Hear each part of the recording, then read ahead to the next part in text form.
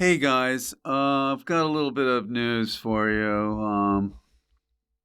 I don't know how to say this, but we've got 1,000 subscribers! That's right! All because of you! You did it! Thank you so much!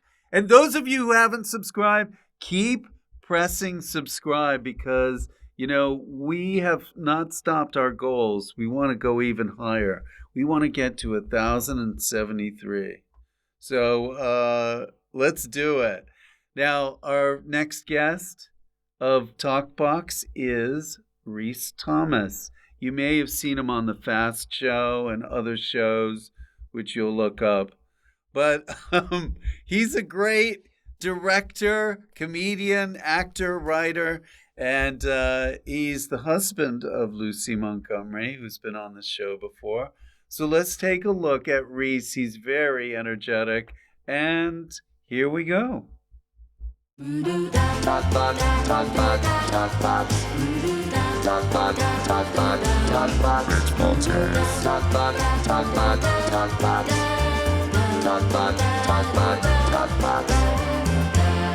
Boys, stand still! Hey, what are you doing? Am I allowed in? Yeah, come on in. I'm coming in. All right.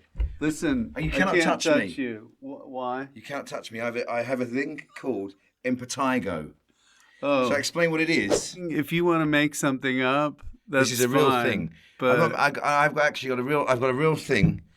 It's basically children get it. You get it would have killed you in this, probably killed you in the olden days, but now you can put cream on it. Impetigo? Impetigo. You turn into a tiger. You turn into a tiger, and I've got one itch here. If you touch it, then you touch your face, or you touch your bottom, or you touch anything. That then You've been passes touching on. your bottom. I have to do it sometimes, so I've got to be really careful what I touch. I won't give it to you. Yeah. But potentially, promise? I promise. But especially, don't come near me. Okay.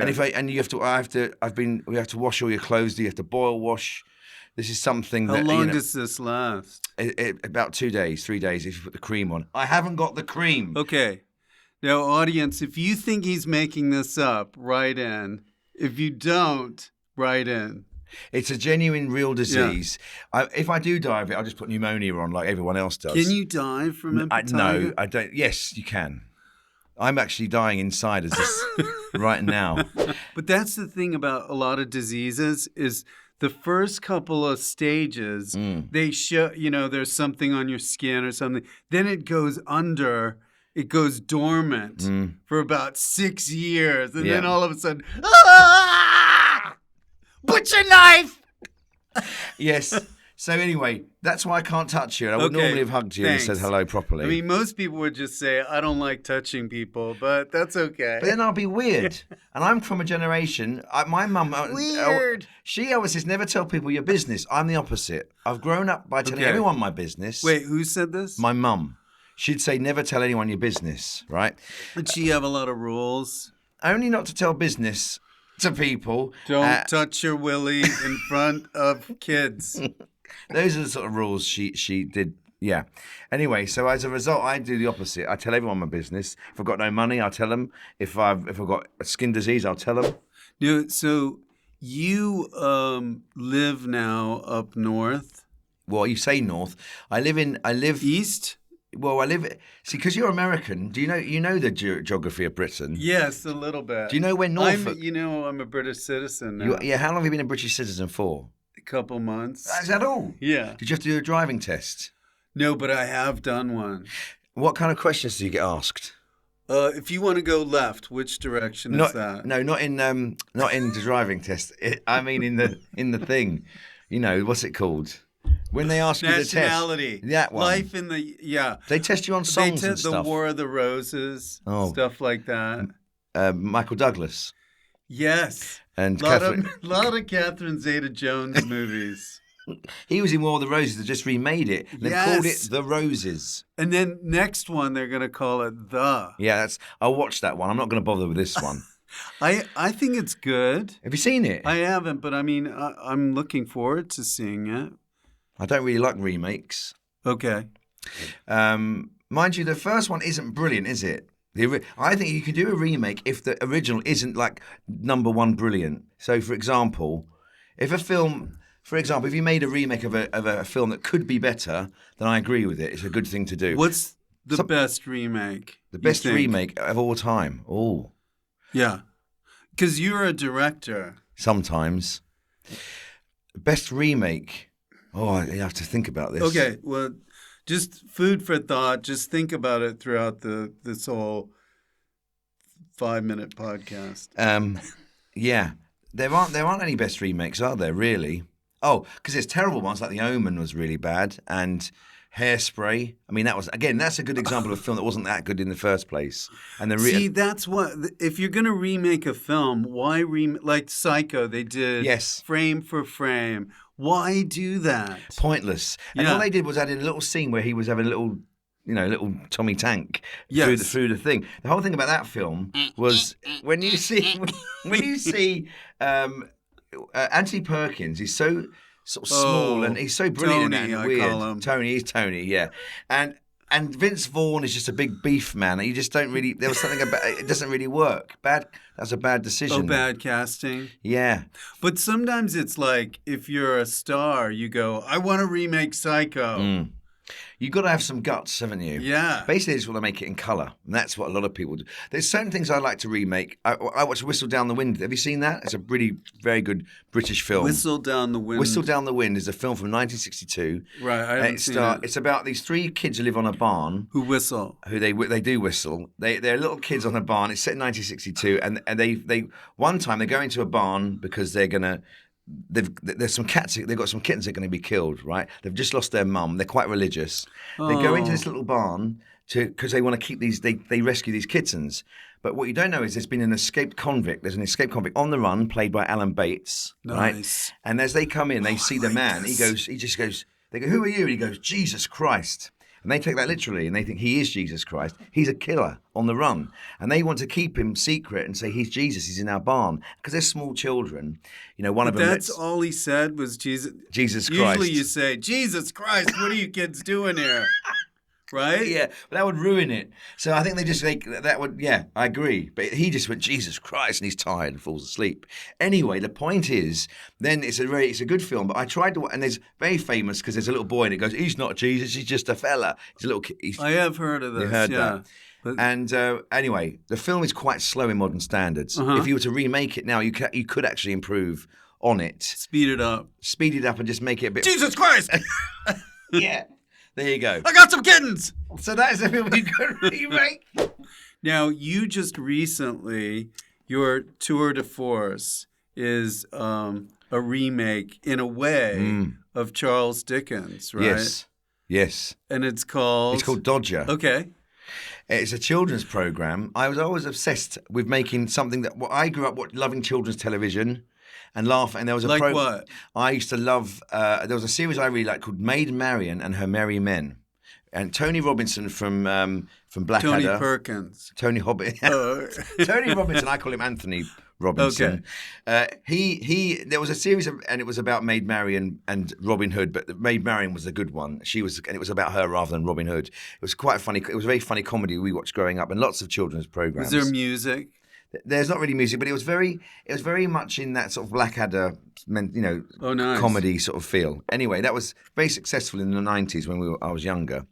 And my children watched lots of programs, and I had this idea a long time ago to do a prequel to Oliver Twist. Because about the Artful Dodger, because Dodger and Fagin are the fun characters. Yeah. The rest you don't really care about. Get rid of Oliver. Good kids aren't. They're boring. They're boring. So I had an idea just to do a whole series about the events before Oliver Twist, about Dodger, Fagin, Bill Sykes, Nancy, and all that lot, and create some new children, and then make this series. And then so it was commissioned by the BBC, and we made lots of episodes. And how many pitches did you do? Did two. Really? The first time I originally was going to do it as a picture book. This. I did it as a book to start with. It was a book idea, and then what, to the BBC? No, before then, about 10 years earlier, I had an idea for a book called Dodger, and then what's his name? The fantasy writer. Isaac Asimov. No, the one who does. He's now dead. He makes J.R. Tolkien. No, he does all the I've never read any of his books. Mickey Mouse. No, he wears a big hat. Good Omens. Kenny? Good Omens. Not the shamed one, the other one. What's his name? Terry Pratchett. Yes! He God he damn wrote, it! He wrote a thing called Dodger, and it was not The Artful Dodger. It was a similar type of thing. So that put the end to. I thought, I can't do that. Well, you can't copyright titles. No. Yeah. No, you can't. And also, but his was a different. It wasn't what I did, and I didn't even read the book because I was so cross. Yeah, yeah. But it would have been quite good. Years later, anyway, I had the idea to then make this program, and that was it. And That's great. It became big. It became better than anyone thought. So this is something you had on the back burner. Yes. For a long time that was simmering. Yes. And then you had a break in your career.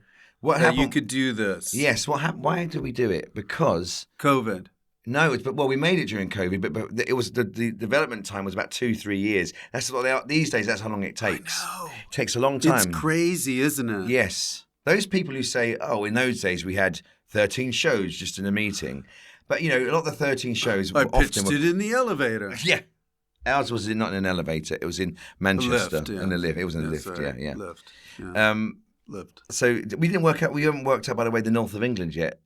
Oh, we got sidetracked. So Norfolk is not in the north. It's not. No, it's kind of east. Yeah. Yeah. Have you been to Norfolk? But I've been on the Broads. Nice. Yeah. Harrison Ford's been on the Broads. You know that picture of him where he went on a trip to the Norfolk Broads? Did he crash his plane? No, there? I know. Sad. No, he was in the actual barge. My wife, Lucy, you've had on here. Yes. I think they crushed Episode 2. They crushed a duck. They crushed a duck by mistake on a barge on the Norfolk Broads, and she's been troubled by that ever since. Did she mention that story? I think his eyes popped out his own head. It was like something from 28 Days Later. I wish she had told that story. Well, I've told it. You can cut that bit into put the that episode up as too. a clip. So I went up for a stag do. Yeah. Bachelor party, and we is what got you call to them. drive it.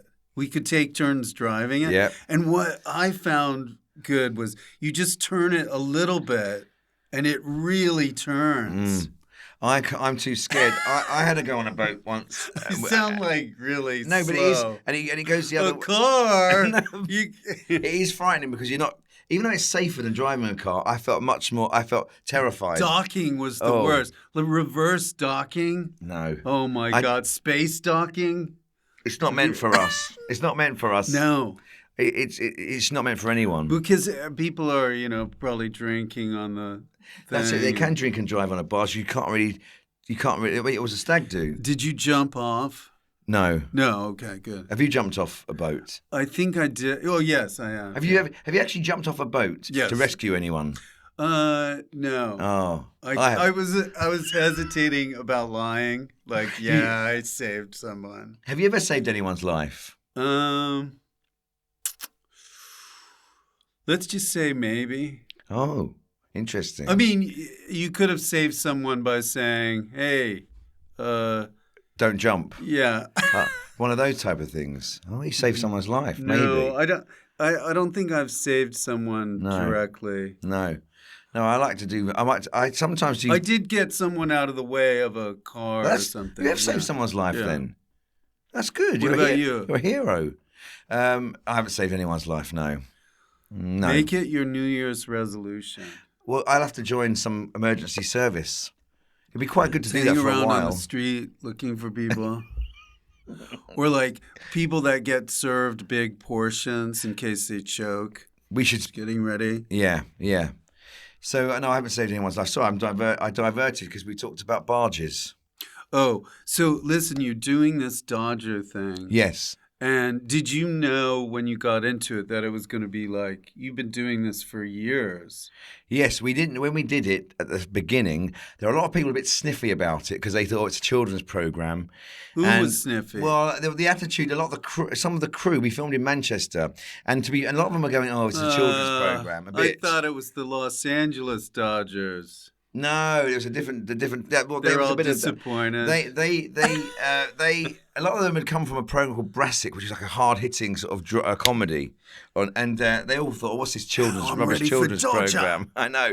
And then it was in lockdown. Everyone had masks and things, so there was a weird atmosphere. And then So no, everyone thought this is a weird television program but for children, and then we cut together a little trailer. We showed them a bit of it, and suddenly everyone went, "Oh, actually, this is quite good." Yeah. And then they started, and it was a bit too late. You showed them. We showed them, and then we got rid of all of those people, and we didn't work there again. And we went goodbye, and we moved the studio somewhere else, and we kept all the good people, and then we left the other ones behind. Was this Salford? That's right. Yeah. No, it was. Yeah.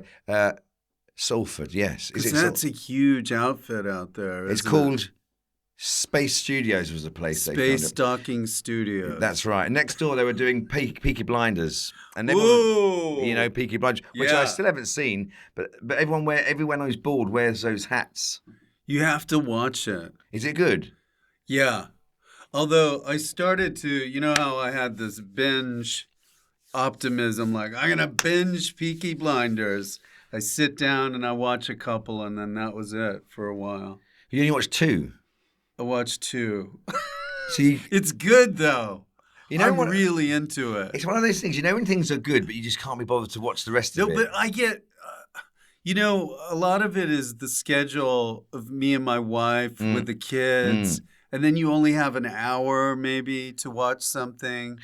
See, we're at an age now where our children are much older, and you can watch everything with them. It's brilliant. Because then you all watch. It's like Saw 3. Yeah, no. Well, we did watch. What did we watch the other day? That was. They've seen Trainspotting now. They're 15 and 17. They enjoyed that. Sexy Beast. We skip a few of the rude bits. Okay. Because it's more about them getting embarrassed than I get embarrassed. Yeah. I always, even if I watch a rude film on my own, I skip the rude bits because I still have that feeling in me that I shouldn't be watching it. And I do, and also it is embarrassing still. You don't need them anymore. That's what's quite good. A lot of films these days don't have so many sex scenes in, which is a good thing, right? For if you're watching with young people, right? Unless a lot of gay films have a lot of very explicit sex scenes, which makes me feel even more embarrassed watching it in front of our children. I think the gay scenes are making up for lost time. I agree with you. That's absolutely right. Yeah, that's true. But I'm still a bit of a prude. I read about Julia Davis. Julia Roberts never does any sex scenes. Oh, that's in her writer. Yeah, she said that. And there was a body double in Pretty Woman. I think all women should do that. And all men. But she's not against sex scenes. She's against being in the actual scene. Yes, and I also think, but she also thinks, what's the point? Do you really need it? And I do think that's something you do feel these days. I mean, there was a point in the 2000s, after Basic Instinct, every film had like an explicit sex scene in it all the time. And it was always, and now I prefer older films where they don't do all that. No it's implied. Sex. It can be implied, and it's fine. 2 beds, foot on the floor. Yeah. So, is there going to be another Dodger? You've done 2 series and a Christmas, right? We've finished. We've done 14 episodes, and that's it now. That's it? That's it. The children are grown up now. No more Oh yeah, they've all got beards. They've all grown up. And actually the last one was the best one, and you can only repeat yourself. We want to kind of move out of that we've done that now. I think we were worried if we did. It's quite expensive. You'd have to find more money. It's more expensive than most other children's programs. New kids. And then it's also, and we felt if you had to write more, that thing we start to go, I've done that now. And it does become repetitive. So were you thinking like, okay, I've done Dodger. Now maybe I'll do another kids thing. Like the next thing we want to do is completely, I always like it when filmmakers and musicians, the next thing they do is very different to the last one. So we want, originally the idea we were going to do next, which we can't really talk about because it's not happened. It's not definitely. It's sort of on the brink. But what about you heard it here first? We can't quite say what it is. But you'll hear it here first. But we can't anyway. That thing is a grown-up drama. Okay, and it's a proper serious drama. Oh, okay. And it's and that's what we want to do next. But it's taken quite a long time to write it because Is it crime based? It's crime based. Oh, but crime. Oh, crime. But it was sort of Lucy. It's Lucy and I are writing it, and there's an actor involved who we've worked with before. Okay, I know who it is. And anyway. But it's not. We don't know yet. You see, we can't say it's Anthony Hopkins. It's definitely because we don't know if it's. You only work with Anthony. That's right. He's in it. Yeah. Yeah. So that's the. But that's, as I say, it's taken quite a long time to kind of get, because when you Stanley work Tucci? it's John Hamm who's in everything. Really? No. I was just mentioning John Hamm the other day. He's the man who's in everything. He's in comedies a lot now. Yes. Yeah. I've never seen Mad Men either. What? No. That's a binge show. What about Magnum P.I.? Yes. Thornbirds. Oh, man, that's old. Have you seen the Thorn? You're Australian, aren't you? Yes. So the Thornbirds is right up your street. It's about a priest, right? Yeah, but although I don't think it was set in Australia. It was just filmed there. No, it was set in Australia. It was a groundbreaking TV series. Yeah. Richard Chamberlain. Well, there was a time when those made-for-TV series were really popular. And there was they were the Netflix of the day. There was Lace, remember Lace? About the three girls who didn't know who their father was. There was all those Woman of Substance, Barbara Taylor Bradford, Cain and Abel, the Jeffrey Archer films. I'm just nodding, but yeah. They were the ones that you'd always be on ITV, not BBC. So when you were a kid, did you watch a lot of TV? Loads. I didn't like. I hate sports. You don't like sports? No. Why? This was one of my questions I was going to ask you. Why do you not like sports? I find it boring. I don't like the macho. Okay, I don't. Okay. I'm talking about man. I'm talking about men and the football. I've just never liked football. I watch it when there's like an England game when there's everyone around. I was forced to do that when I was younger. But you had a bad experience, I bet. I don't know. I've never had a bad experience. I just find all that the chanting, the men going, "Whoa, we're men." I don't like men in general. I think men are hard work. I think if we could get rid of men. If you could get rid of men, if you took men off the roads, there'll be less car accidents. Men. There would be less crime. Get rid. I put a lot. If you. But you know there are sports that aren't just men. That's true. I know. What about tennis? Boring. What? Long goes on They and on just and had on. the U.S. Open. I'd rather watch an. I like Rocky as a film, but I don't I don't watch boxing. You want to be my manager? Where were you? Huh? See, I'm not into. I hate any sport. Horse racing. I like the finals of anything. Like it could be squash, and I'll watch it because there's drama. And what about the Olympics? Like they're about to go on the luge, and they go, "Let's go up close and personal." And then it's like, "Oh, I grew up on a farm, and I learned to luge, and now let's go." And then I'm rooting for her all of a sudden. See, I understand if there's a bit of a backstory. A okay, it's a bit of a backstory. And I think it's shot better now. It's a bit more exciting to watch than it used to be. Because they're directing. They're directing and the cameras they're on those wires. My dad liked rugby. He used to play rugby. And so there's a little thing of, if Wales play, I watch rugby every now and again. But I'm sort of don't really care. I'd always rather watch... And I do some voices on Talk Sport, right? The famous radio. Yeah. I do all this voice. Why are you admitting this? They get me to do the sort of adverts, right? And I don't know what the fuck I don't know what I'm talking about. I don't know who these people are. I don't know who the teams are. I don't know nothing. If you were to, I could not name you. I genuinely couldn't name you any. 3 Premier League teams. I can name teams, but I couldn't name people. Teams, okay, Aston Villa, Chelsea, and Tottenham. That's the 3. But I couldn't name you any players. No? Not from now. Ronaldo? Don't know. Messi? I've heard of Messi. Mbappe?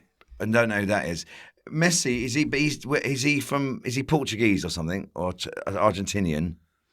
Yes, he's from Argentina. So you like football then? Well, I like, yeah. No, but I embrace lots of sports. Yeah. But I like the drama of it. Like people getting together, watching it. I don't mind a race, like 100 meters. That's over and done with quick. The one that gets me is the Grand Prix. It goes on and on and on. You go off, it's still going. Cricket. One time I went to see cricket live. It was 3 days. It was 3. They go on for like 10 weeks. Yeah. You can go away and come back. Yeah. And they pick up where they left off the last day. Yeah. Oh man, it is boring. I mean, I think it's and golf. Golf, I love golf. The Masters. I know 2 golfers. Nick Faldo and Seve Ballesteros. What about Tiger Woods? I've heard of him. Yes. Yeah, he's good.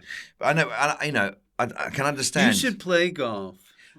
I can't. I bet your whole experience would change if you played. My other problem is I can't do any sport. See, so therefore, why? Because of this tiger disease. The tiger disease. I'm uncoordinated. I can't touch the club. I don't want to give it to the club.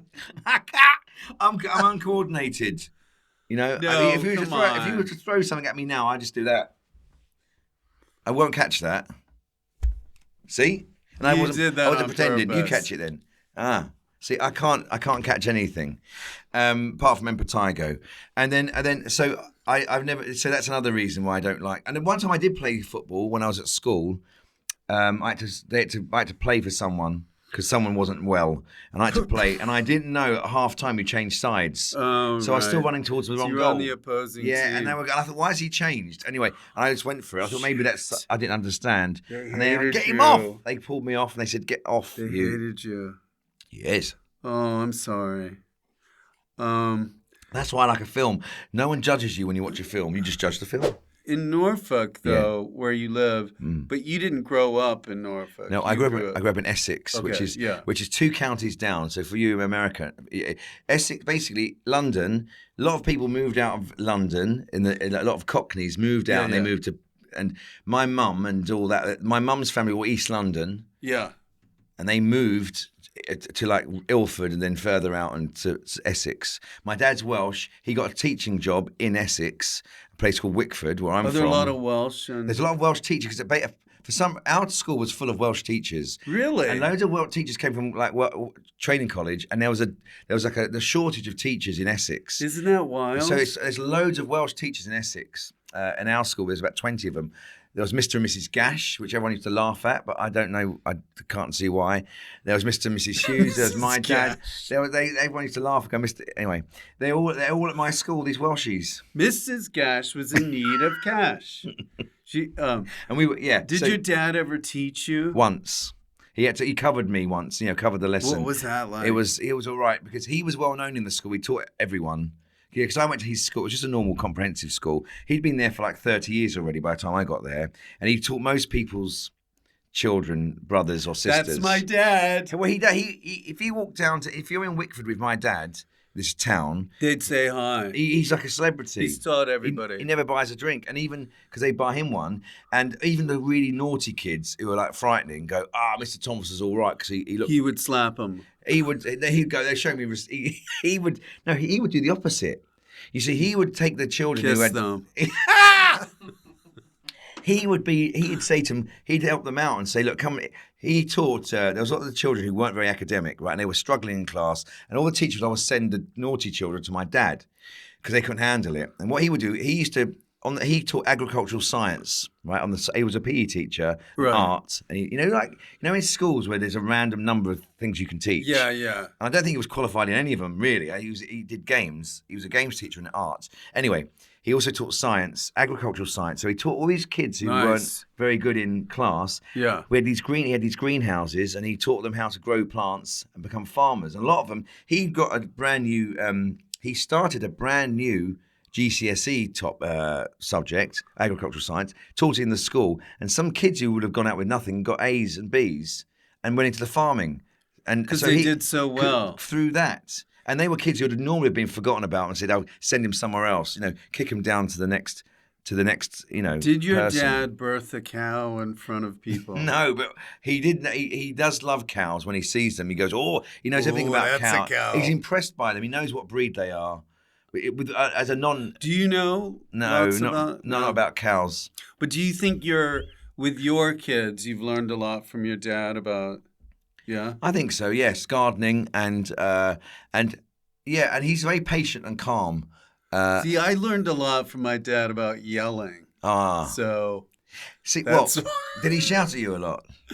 Sometimes. See, my dad would shout at school at other kids, but never at home. So everyone would say... Oh, that's good. They'd say to me... What's he like at home? Because he's like, he'll go, boys! Like, really, stand still! And everyone would just go like and shit themselves. Wow. And he was like, no one would move. You! He! All that, right? You've got good voice. ThatThank you. At home, he was quite soft and sort of wouldn't do anything like that, Boys! Boys! Yeah, they'd all hear that noise and be very scared. Whew, man. Yeah. I'm going to have to check the chair when I get out.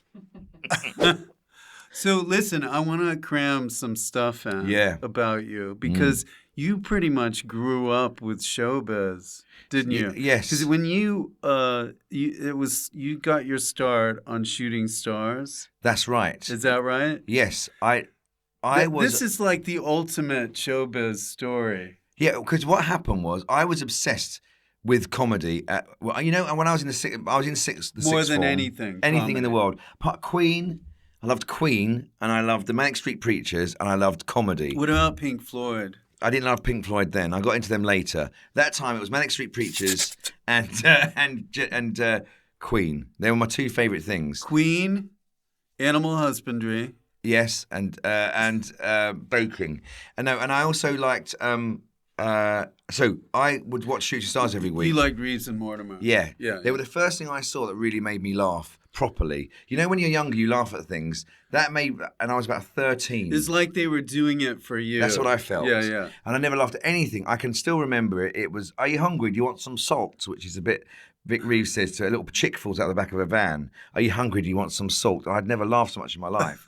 There was that. And I also did like the day-to-day. There were the two things I liked. Oh, yeah, and I liked Harry Enfield and I liked the Fast Show, but mainly it was Shooting Stars. So I tried to get tickets, and my friends at school live. It was they would film it in front of the BBC. Yeah. And so I rang up the BBC and I said, you could ring up then the telephone number 018181055 or whatever it was. I remember the number. And you ring up and say, "Oh, can I talk to the audience department? I want to get tickets for Shooting Stars." They said there's no tickets available. It's all sold out. You could try production company Channel X. And so there was no internet. This was like 1996. And then so I knew that Channel X. Channel X. So that was Jonathan Ross's company, and they produced all of the best programs at the time. Yes. They made all of those things. They did Snuff Box. They did that, exactly. We worked years later, we worked with them later. Blunder. Yeah. Oh, let's not talk about that. Let's talk about it. No. And then so they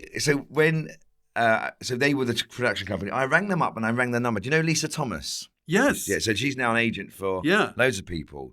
She was working there on the phones. Like, I don't know what she did. She wasn't not even a receptionist. I don't know what she did quite. It's amazing you were talking to people. Well, yeah, they answered the phone. I said, and "Hello." Not somebody in Malaysia or something. And then I said, "Oh, hello, I'm ringing to see if you've got tickets for Shooting Stars." And she said, "No, they've all gone." She was a little bit like, "No, they've all gone." She wasn't. Fuck off. Sort of, like, not another phone call. And I went, "Have you got any work experience?" I honestly she said that? I said that to her. What made you say that? I don't know. I'm glad I did. Because before I'd said to school, like, they'd go, "What do you do for work experience?" And I'd say, "I like to work in television." They'll go, they didn't know wouldn't know what to do or where to start. So anyway, so she said, "What's your name?" I said, "Rhys Thomas." She said, "I'm Lisa Thomas." I said, "Oh, are we related?" That was my idea of a little joke. And then she sort of laughed and she went, "Hang on one second." She went away and she came back. She went, can you come in? Somebody wants to do work experience. Yeah. And I did 2 weeks on Shooting Stars. I came out of school for 2 weeks. So how long from the phone call to you working? It was the following Monday I went in. What? Yeah. Weren't you just shitting yourself? I sent my CV in. I'd just done my GCSEs and I had my predicted grades. And predicted. I might for A levels. I was doing my lower. Yeah. I'm gonna get all A's. And I went in. I saw them, and I couldn't believe I'd met. I'd never met anyone famous before. And then I got to go to the television centre because they made two.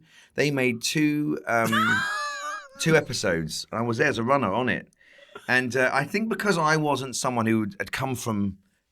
I think because I wasn't someone who came from famous dads or mums or whatever, and I just couldn't believe I was there making them tea. This is amazing. I used to have to get them their Rennies because they always had heartburn. What's a Rennie? A Rennie's like a heartburn tablet. Oh, yes. I thought you meant Renaissance. No, they'd always have to get their heartburn tablets because they'd obviously been overindulging on... Rennie! Rennie, quick! And I'd have to put beer in their little mugs. I did all that. Who? Reeves and Mortimer. Oh, so they were drinking they on had, the they had, set. they had weak lager skull throughout the thing. Nice. And I did. That was it. And I couldn't believe it. And then they said, "Would you like to come back?" Because they thought I was all right. And then I got to meet Charlie Higson, who was a script editor. And then they asked me to do the Fast Show. What about Matt Lucas? Matt Lucas was on it, and I used to have to stand in for him because he would come in later in the day. So they'd say, "Could you just fill in on the drums?" Because the director of Shooting Stars was Mark Mylod, who directs now. He's Succession. He's doing Harry Potter. Yes. He was he'd come from. Oh my God. Right, but I was obsessed with him because he directed Noel's House Party, which was my favourite program. I kept going, and he also did Last of the Summer Wine. I thought Shooting Stars was your favorite. No, it was my favourite entertainment program. Yeah. Okay. I like Noel Edmonds. I don't know why. Anyway, were you being a nuisance to everyone? I did everything they wanted me to do. I was the opposite of a nuisance, I think. And at the end, I gave a comedy tape. Pull down my pants. And at the end, I gave them a comedy video that me and my friends at school had made because we used to do these sketches, and they watched them, they liked them, and they got me back in. So how did you do that? Did you go, At the very end, I said, before you get in your car. Yeah, sort of. And then I said, do you mind? And I remember what I did. I had to stand in for Matt Lucas because he would come later. So, and could you play the drums? I would just pretend to go, nice, and then they'd say, because Vic and Bob would come in. They'd be there all day from 10 o'clock doing all the technical stuff, and all the guests would come in later. That's a long show, isn't it? Yeah, and they'd do all the pre-records in the morning. I'd see all that. Yeah, I learned a lot from. Was there a big, what was the biggest change from what you thought TV was? I didn't know they do this. Oh, it was fun seeing how fun it was and how many people were involved. Because when Reeves and Mortimer make everything look like it's quite effortless, right? And they're just making it up on the spot, or it's kind of cheap. Their jokes seem, it's just a silly joke. But everything they did was so rehearsed and thought about. All the artwork, everything was they spent a lot of money trying to make something look that easy and spent a lot of time making it look that easy. Were there a lot of writers? No, they just did it themselves, the two of them. Nice. What I mean is that they would rehearse everything. Yeah. You'd think they were just making it up, although they would add some bits in. They were unbelievable, and and how involved. I learned a lot from Bob because he would almost be the not director, but although Mark Marlowe would do all the camera work, he was sort of directing a lot of what was going on the set. Really? In terms of what people would say. Yeah, he was always wake up. It was a bit more like that, I think. Whereas I think Vic Reeves was more into the art side of it and just go. So he wasn't. It wasn't like he was being told what to do, but he had a different. I think he was much more involved in the writing stage, and when it came to the actual filming, Bob sort of took over on the technical side of it. Oh, nice. That's my observation. So So what came out of that? What did you say after that? Did you have any desire to do comedy? I was always. Yeah. That's what I wanted to do, and so not long after that though. So from those 3 years, I left. I was about to go to university, and then Bob Mortimer said, "Why don't you take a year out? We'll give you some work." Sort of thing. And then really? So don't go. Don't go. Take a year out, see how it goes. Because I'd given them the sketches, and they liked the sketches. And we did a thing called It's Ulrika, a pilot with Ulrika Johnson. Right. Yeah, and then some sketches that we'd written were put on that, and I was in that with that. It got about 5 million viewers, but it wasn't considered to be very good. Some funny bits in it. Right. But it was one of those examples. Still, it's a start. Yeah. Yeah. And if it had been a series, then who knows? But they did a one-off, and then I was in the Fast Show, and I always worked with them from that point onwards over the next. The Fast Show. Yeah. You were involved with iconic TV comedy. Yes. You were thrust in the middle of it from nowhere. Yeah. Right? Yes. And then you don't have a showbiz family. No, but it's because they're nice people, and none of them come from showbiz families, and I think they sort of see. Then they why gave me are a you chance. so mean to other people today? I am awful to other people. I don't give anyone a chance. There's no opportunities anymore, so I'm taking them all. Yeah. No, I'm joking. No, they were very nice, and I think that and I think I was always enthusiastic and didn't mind what I did, whereas a lot of people go, "I'm not doing that." I didn't mind. Supposing you didn't say, is there work experience? How would your career have changed? I think I would probably have been a teacher. Really? Yeah. Just from that? They go, no work experience. Okay. I don't think I would have been able to. It was been so hard to get in. I don't know how I would have done it. I mean, we would have sent our sketches off. Me and my friend Tony Way, who's another who's done well. We were in school together, and he's great. Another writer, Stephen Burge, he wrote a series on Apple called Still Awake, and we worked together a lot. The three of us were at school together. Still Up. I was in that. Were you? Yeah. He wrote that, Stephen. I know. And then it's a small world after all. Is this boring for people? Yes. And so anyway, No, it's not. The people that subscribe to this, they like it. love it. Yeah. So anyway, that's how we would have we'd have sent our sketches off. Now, I suppose that was the very beginning with AI. With AI, we could have gone anywhere, been anybody. I tell you what, though, work. We did. Adam and Joe were doing similar things with videos, and we probably would have said. It's amazing. Yeah, it's the YouTube. It's just showing if you do what you like, it will get recognized. You had to be a bit of annoying to give it to them. Yeah. Right? That's true. I did, but I didn't. I said, would you mind looking at this? I did, yeah. And I think they probably thought, oh, God. And they probably put it on. But luckily, it wasn't long. They were ready to make fun of it. And then they changed their I think tune. they thought, they probably thought we'd better look at this.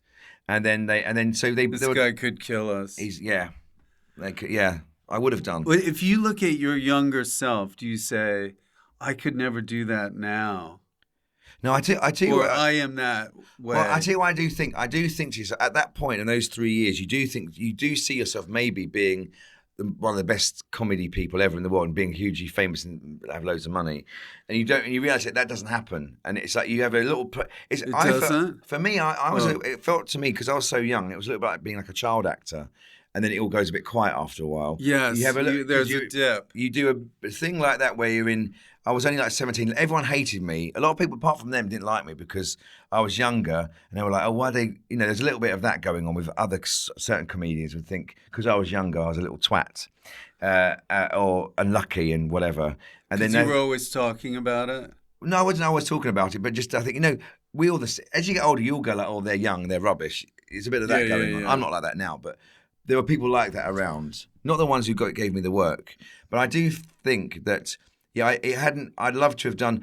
I've made loads of little things, programs where you think it's going to be the next big thing, and it never quite does that. Well, you have to do that, because if you didn't, you go, oh, I'm just doing it. Yeah. You've got to believe, right? Absolutely. And I think if you do get so much success early on, if you're like a writer or whatever, and then where do you go from there? Because I know I still feel like there's loads more to do. Whereas a lot of people go, I've done that series, and I can't better The Office. So what do I do next?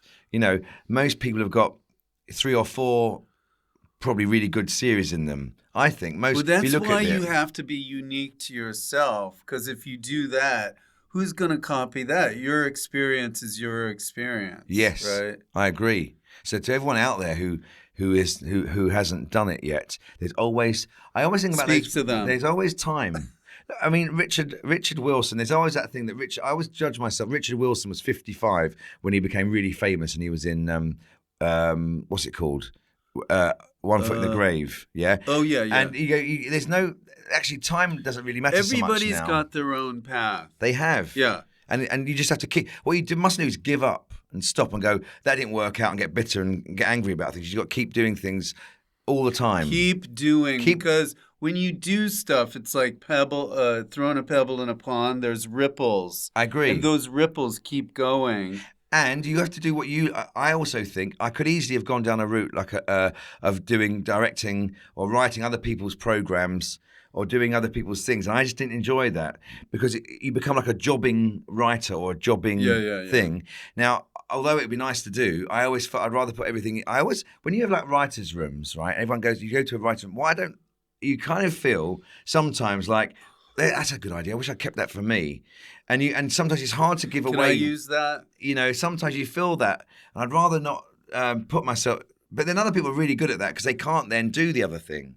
I'm not very good in writers' rooms because. You know what I hate is you talk about an idea with somebody and you want to do it later and you realize, I would have to work with that person. Yes. Or you go, that was a really good idea. Why did I say that? And then you start to go, actually, no, it doesn't work at all. I didn't say that. And everyone thinks now it's a terrible idea. You go, phew, and then you use it for something else later on. Yes. The worst thing is when you have a really good idea and they go and they don't use them. You go, hang on, that's a fucking good idea. Why do they not use that? That's another reason I stopped doing it. I've only done it once. So what's next for you? Are you going to quit? Yes. That's a great end. I'm going to quit. No, what's the next thing? Well, I really like writing and directing my own things. Yeah, really, yeah. right? But it's hard to get things off. It's slower. That's so good. But we've got we've got 3 ideas. Lucy and I, we work together. I like working with her. How did that start? Did it just? It was on Dodger when we wrote something together called Bumps. It was a BBC pilot about a woman having a baby. Yeah, having a baby in her 50s. And Lucy had an idea, and I had an idea. We put the two together, and Which happens, right? It does happen now. And then we and then we enjoy working together because when you work together with, it's like if you work with someone I've worked with other people before. You've got to like the person. But also you don't. Two things is when the money is, a lot of people fall out over money. It's always why double acts fall out. It's often money. One that works harder than the other. One of them gets more money. They're on different paths. Absolutely. Yeah. The best person you can always write with, again, sometimes your spouse. Well, yes. Or a brother or someone you've got something in with where it doesn't work for everybody. You're just living life and you just happen to be writing. I think so. And also you can be honest with each other in a way. I've written things before with people and I thought that's not a very good idea. This is shit, honey. And you have to be polite about it and spend a long time to go, and the same other way round. This way you kind of go, you don't waste any time. That's great though. Yes. So we got 3 ideas at the moment at a level in a position where because again we've always had about 5 or 6 ideas because only one often comes off if you're lucky, maybe 2. So you always need to be having 3 or 4 ideas. There are people I know still trying to sell the same idea from a long time ago or whatever. Don't move on. You've got to change. Yeah. It's embarrassing if you go, like I've got film ideas. You go, well, that would be good. But it's like when people do an album and they move on to the next album. A lot of bands say, we've got all these songs left over. They don't use half of them. Yeah. Because it's that old shit. Yeah, it was in that moment. Yes. I've got a segment I have to do. Okay. Now, you've probably heard of this. No, I'm pretending. I haven't heard of it for sure. It's called Fill in the Blank. Okay. Okay? It's like blankety blank. Because you're good at quiz shows and stuff. Yes. You were on Mastermind, weren't you? Yeah. You got the most in your subject. Highest ever score for celebrities. 21. I got 21 on that, and I got 37 on Queen. I got 21 on Queen. Mostly you get 12 and stuff. They ran out. They were worried they were going to run out of questions because they only had 25, and they were worried they were going to run out of questions. You know what that would have been. Have you done it? Unprecedented. No. Who would you pick as your special subject? Paper. The history of paper. No, I don't. I just said that. You know what I was going to do? I was going to do John. At the time, John Humphreys was the host. I wanted to pick as my special subject, John Humphreys. That would be so good. He'd be asking questions about himself. Which year did John Humphreys start posting news? I first got arrested in this year. No, I am in the 1% club when it comes to blank. Just. The first word that comes to my head. If you want. Or you could think about it and be funny. And you can edit out the gap. No, it's better if it's spontaneous, isn't it? No, it's fine. I'm in the either way. 1% club when it comes to... what is the 1% club? That means you're one of the best at this. I'm one of the best at this. That was my way Yeah, of saying. okay, there's only one of me. I'm the best at this. 1%. You're in the top 1% in the world at this. I think at laundry. Really? Yeah. Folding or everything. Wow. I think I'm very good at keeping dishwashers clean. Okay, which is not laundry. It can be. I would say laundry, housework. Okay. Blank is the best excuse for being late. Sadness. Sadness. I was really sad. Yeah. Sorry. Yeah. What are they gonna do? Yeah. At blank, I am the most competitive. Laundry. And they're off. And he's folding the shirt. And he's sticking it in. Really? Yeah, I'm best at that. No one can touch my laundry. Okay, great. The best movie to watch when I'm sick is blank. Oh. I'm just getting to the bottom of this. You're saying I'm taking this quite literally, You're right? Sick. I'm not feeling well. What film would I watch? Yeah, you're bedridden. What would make me feel bed sores? Something would make me feel better, or something. Yeah. What would make me feel better? Yeah. Always The Elephant Man. Really? Because I'm not like that. Exactly. And I never get bored of the Elephant Man, and I will always cry. Really? I cannot not cry at that film. Wow. Ever. That's really cool. Have you seen it? Yes, yeah. Did you cry? Yeah. Yeah, there you go. Yeah. And what's the last thing you want to say before we sign off? I like to say I've really enjoyed myself in this sort of bunker. It feels like we're in It's a cave. It's a little cave, and I feel sorry for the man who had to cut, or woman who had to cut all the square little things out. It was a woman. A woman. It feels really it's lovely in here. It's like someone's wine cellar. That's right. Do you have to pay? How much? And then they lock you in. How much do you pay for this? Because I'd actually live here. Are you still living here, or do you go home at night? No, I don't have a home. No, so this is where you live. I think it's a lovely house. Thank you, Rhys.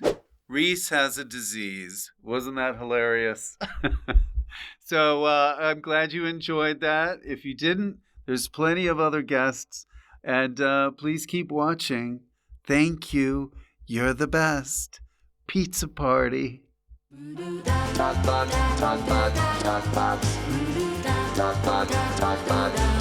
Rich Fulcher.